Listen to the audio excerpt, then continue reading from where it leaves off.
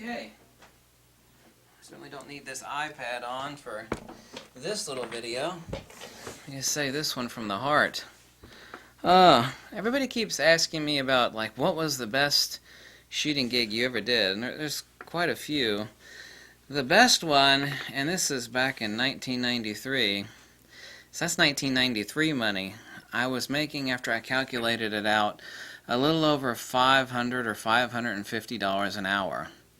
Okay, now what sort of glamorous gig would that be? You're having fun, and you're making 500. That's a lot of money for a student back in photography school to be making per hour. Over $500 an hour?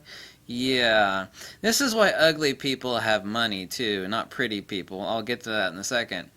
It was a rich land developer, and he was suing the dump in Daytona Beach. The actual, I think it was a city dump. I don't know if there's like a municipal dump or a city dump, but he instructed the pilot which dump to fly over, so I don't know if it was the city dump. Who gives a damn, right? You just take a picture of what the hell you're supposed to. Back when I was really skinny, and I've uploaded a couple of videos that I made of me skydiving. I made a helmet camera bracket, and those are big heavy cameras back then. I used to skydive all the time, so I got no issues of hanging outside of airplanes. I had 2 parachute rigs too, by the way. Neither one of which I actually wore for this gig. I was actually harnessed in, but I was being paid to hang outside of a helicopter over top of the city dump and take pictures. And I took some nice high-resolution shots. Didn't even need a light meter. I actually have my Minolta 4F meter still today that I had back in photography school. I didn't need to take an incident meter reading off the dump because now you had a TTL interface for the Pentax 6x7, but I didn't have that because I was always prone to breaking. I just had the straight pentaprism which clipped on the top, so I didn't even meter the situation. So I was hanging outside of a helicopter. The helicopter just kept swinging round and round and circling the city dump. The only thing the guy wanted were all the negatives, and I took both cameras with me, both of my Pentax 6x7s. He wanted all the negatives, which I processed when I worked at A1A Photo. And I think I made, I forget how many 5x7s, and I think it was like 5 or 6 8x10 prints of the city dump, because he was the land developer and he was going to sue the dump for infringing on his property boundaries and some sort of stupid law about something else. You see, there are all these YouTube schmucks, and you people get impressed by it. And let's talk about where the money is. Let's make a bold statement here. Okay, ugly people are the ones that have the money. This was like an ugly old rich dude. He kind of seemed half crazy, except he had a pocket full of cash.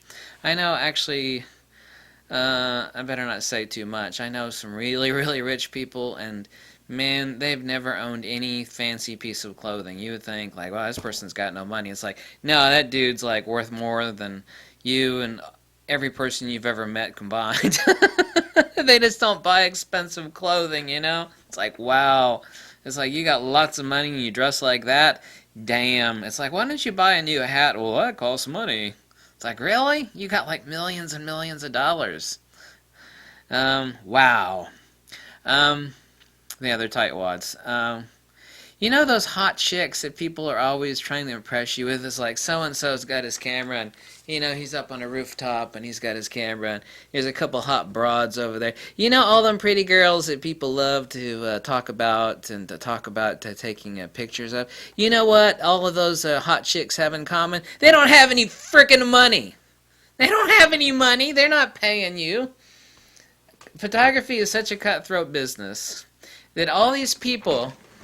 Let's say this is 100% of photography as far as its money is concerned. Over here we've got like 25% or 30%, which is like weddings, right? Okay, we have some photojournalists, some news. And then you have this like 4% over here, which is shooting models and doing fashion photography. It's like 90% of the photographers are trying to cram their stupid ass into 4% of photography, where the money's at. It's like, yeah, what happens when like 90% of the photographers only aspire to be like National Geographic? You know where the money is not at? is in pretty shit. Let's be really succinct here, okay? I'm going to give you the lowdown on the real heart and soul of photography. This is where the money is not at. The money is not in taking pictures of pretty shit. Now, it is for a very small percentage of it. I was a National Geographic photographer. You know how many people have, like, traveled to Machu Picchu and, you know, these various, the Egyptian pyramids? Like, how many millions of different ways can you take a picture of the Eiffel Tower? Wow, that's wonderful. London Bridge, yeah, I've seen 10 million photographs of that. You know, everybody and their brother has 10,000 different ways to illuminate 100,000 different angles of the Eiffel Tower, of Machu Picchu. It's like, oh great, there's another picture of a hot model. That's just wonderful. You know, let's put that right next to the 10 billion other pictures just like it. None of those hot models have a dime, and they're not paying anything. Now, if you want to be a headshot photographer and take pictures of models that are going to trying to submit their portfolio, there's a lot of money actually in taking headshots. But that's not serious money. What you're doing then is you're working in volume. Some people just make all their money doing headshots. And they're working in volume. You know, you're making a nickel a shot, a nickel a shot. You're just doing tons and tons of boring. It gets dull. Your lighting never changes. You never move your tripod. You never move your camera. You don't expand your photographic skills. There is money in that. There's no money in pretty shit. There's no money in pretty shit. Now, there is for like 3 or 4% of the photographic world. That a lot of people actually, like in New York City, they'll do free fashion work. You can actually ask if you have the opportunity to talk to some of these fashion magazines. They will call people up that they know are good photographers. They will do the work for free just so they can get their name attached. This is like, you know, all my other clients say, can you go do this? And they'll do it for free. You know how expensive it is to live in New York City? These are people that are doing the work for free. They're suffering like a dog, doing the work for free just so they can get their name out. It's like, look, I took this picture and it's in Vogue or it's in Elle. Or it's in 17. Yeah, that's great. You know, that is a valid way to start out a portfolio, to get your name out there. Yeah, you see, when you actually are like the editor of a magazine and you have like thousands of photographers, that really good ones that will work for free, that's really not the best place to go if you're looking to make a living or make money. The money is like me, hanging outside of a helicopter, taking pictures of a stinking ass dump. And in 1992, I think it was 1992 or 1993, in 1992 money, making over $500 an hour. It's like, what were you doing that was such an awesome job? It's like I was hanging outside of a helicopter. I was strapped, harnessed in, and clipped in, but I used to skydive all the time, so I'm not afraid to hang outside of a helicopter at 2,000 feet. I was taking pictures of a dump. It's like, what are you taking pictures of? You know, it must be real. No, I was taking pictures of a dump for a guy that was going to sue the city dump. Or the municipal dump. I can't remember which the hell one it was. You know, if you think you're going to make money taking pictures of Machu Picchu or Eiffel Tower or hot chicks that don't have any money, those women don't have any money. Now, if you want to work in volume and do headshots for chicks that want to dream of being a model, even though they're pretty ugly and they're, you know, 99% of them never make it as a model, and the 1% that do make it as a model, they hate it because they have to starve themselves to death, and it's a really shitty job that everybody's always trying to destroy everybody else. Yeah, that sounds like a great place to work, you know. No, the money is in taking stuff like that. All these YouTube photographers, like, taking pictures of models. Look, I rented a couple hookers. Excuse me, I rented a couple models for the night. I'm sorry, I'll edit out that hooker statement later. However, that's what we call a difference, distinction without a difference. Yeah, I rented a couple ladies. I found them over there on the street corner. We're going to take some, you know, they are very beautiful. I'm going to take some pictures. Are they paying, or did you pay them? Look, this is me taking pictures. Oh, yeah, girl. Yeah, lean back. Stick your hands above your head. Yeah, there you go, girl. I got a speed light up here. And I got some dumbass over here that, like, really admires me holding a reflector up on the hot chick's, the hooker's face. I mean, the hooker. The pretty girl's face. Yeah, girl. Oh, yeah. Oh, God, you're such a beautiful photographer. I so admire you. You know what? There's no money in that stuff. The money is impressing people with bullshit like that, so they will, like, buy your books or maybe take a course off of you, or join me. I've rented a few hookers for that. I mean, I got a few models, and what we're going to do is we're going to go walk out in the desert to an abandoned building, and then we're going to take a picture of Lacey and Brandy and Lacey and Brandy. What's another stripper's name? Lacey, Brandy, Lacey. It's like Lacey, Brandy. I can't come up. You gotta think. I've never been to like a strip club. I have one once when my boss took us to a strip club. We were forced to go. I absolutely hated it. Like Lacey, Brandy, whatever. Just some sort of anonymous stripper's name. We're gonna go to the abandoned building, and we're gonna have Lacey and Brandy like lean up against the peeling paint walls, and here you go. Yeah, you hold the reflector over there. I got the speed light up here. Yeah. Here you go, Lacey. Yeah, beautiful. Look at those photographs. Yeah, it's like, oh my God, you're such a master photographer. Even though you don't really know about lighting, there's no money. There is money, but it is in the 100% spectrum of photography, it's 3 to 4%. And then you have like 90% of photographers aspiring to fit into this 4% range where everybody is giving their work away for free. Yeah, that sounds like a really good place to like hedge your bets. I'm going to work in an industry where like half the people will work for free, and I don't mean like crap photographers, I mean like really good ones. They'll work for free just to get their name out there. That sounds like where the money's. No. It's corporate gigs. It's me leaning out of a helicopter and taking pictures of a dump. It is product photography. It's like someone sends you, they sell, some sort of medical equipment, and you pose it, and, you set your lighting right. It's like you're taking pictures for a catalog. Yeah, that's where the money is. That's where the money is. Pictures of Machu Picchu and the Eiffel Tower and the pictures of the hot broads, there's no damn money in that stuff. And that's what all these shills and these hucksters and photography magazines and these other places, including YouTube, they won't tell you. It's like, well, it is really impressive that I can like sit here and take pictures all night of the girl that I paid, like Brandy. It's like, yeah, lean up against the wall, Brandy. We're going to take some pictures of you. And it's like, oh, God, I love your work. It's so beautiful. She's gorgeous. I love, if you have a beautiful enough woman, if you got crap lighting, most people will just say, oh, it's just a beautiful photograph. You're just a master. Yeah, right. Those women aren't even paying. You're paying them. They're not paying you.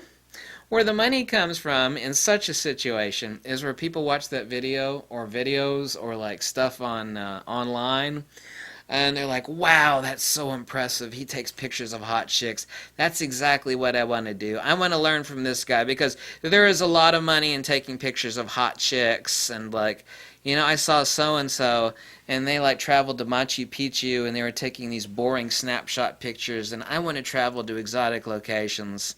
And now that's not to say that there aren't valid travel photographers and National Geographic photographers, and they make up 1/10, actually less than 1/10, 1/10 of 1% of hardcore professional working photographers. That is someone who's making 70% or more of their income off of photography. It's like 1/10 of 1% that you travel. Photographers, fashion photographers, 3% plus. And of those 3 to 4%, a lot of them are working for crumbs. You want to talk about starving artist? There's your starving artist. Now, the smart person, if he actually wants to make money, you can pursue your hobby and take pictures of whatever the hell you want, not crush your soul. It's like, I do my photography, but then there's the other crap which pays money. And that money is what I use to live on and pay the effing bills. But in my free time, I actually express myself doing whatever the hell that I want. That's where the money is not in what your soul is. If you can actually do what it is that you like and make money doing it, that's great. The people that are actually able to do that are very few and far between.